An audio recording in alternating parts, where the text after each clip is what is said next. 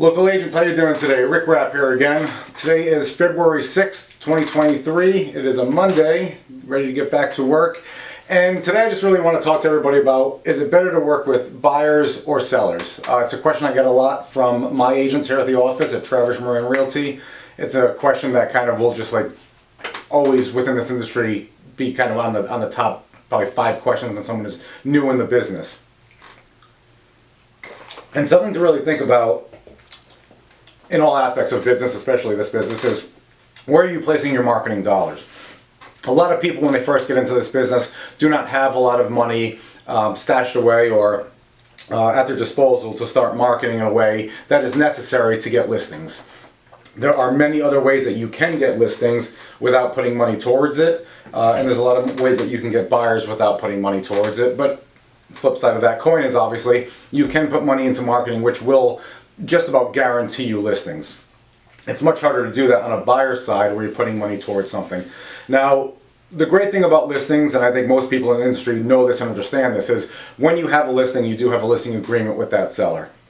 It can range anything from, if you want to do a 1-week agreement, you could do a 1-day agreement, I suppose, to up to a year. The standard is generally about 6 months. I like to do all of my listing agreements for 1 year because here at Travis Moran Realty, we have a $0 cancellation policy, so it puts both myself and the seller in a position of trust and faith with one another that we are going to work together.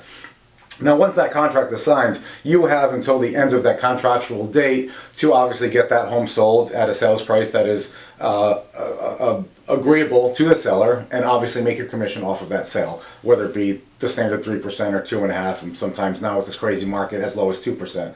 With the buyer, however, you are working with that buyer, you're spending your time looking for properties for them, possibly picking them up and taking them to the properties or meeting them there at the properties, working often on weekends because people don't have the time to look at property in the middle of a week.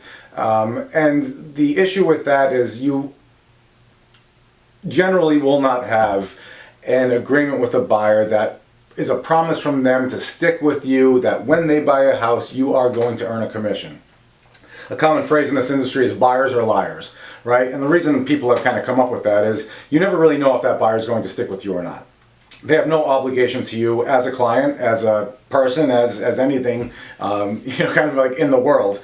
So if at any time they decide simply not to buy, or they find something on their own, or they find another realtor that they work with, they may just buy a house with them. And it's happened personally to me in the past. It's happened to probably every agent that I've spoken to, that they'll get the call of, hey, I found a great property. And they go, oh, I'm sorry, X, we've already found something, we're under contract. What do you mean you're under contract? We've been working for so long together.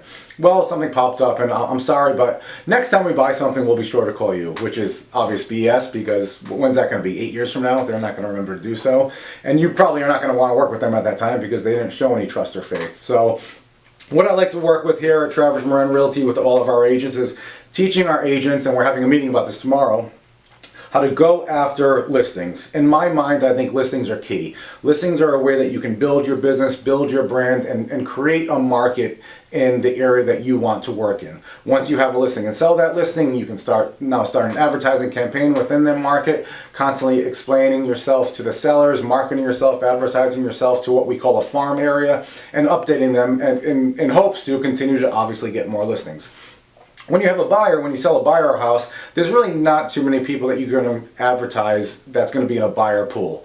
You don't know who's going to be interested in buying a home soon. There's no sort of like a mailing list for future buyers. There are some algorithms on Facebook or Instagram that you could possibly figure out who's potentially going to buy a home, but that could be a waste of money. Farming, going after listings, I think is the best use of your money.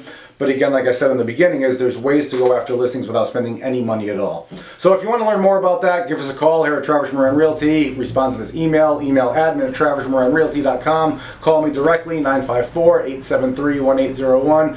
Throw a comment under this YouTube video, comment us, direct message us, Facebook, YouTube, LinkedIn, however you like to do it. But we'd love to meet with you, talk more about that, and teach you about really actually farming communities or going after listings without spending any money at all. All right? Thanks so much, guys. Talk again next week. Take care.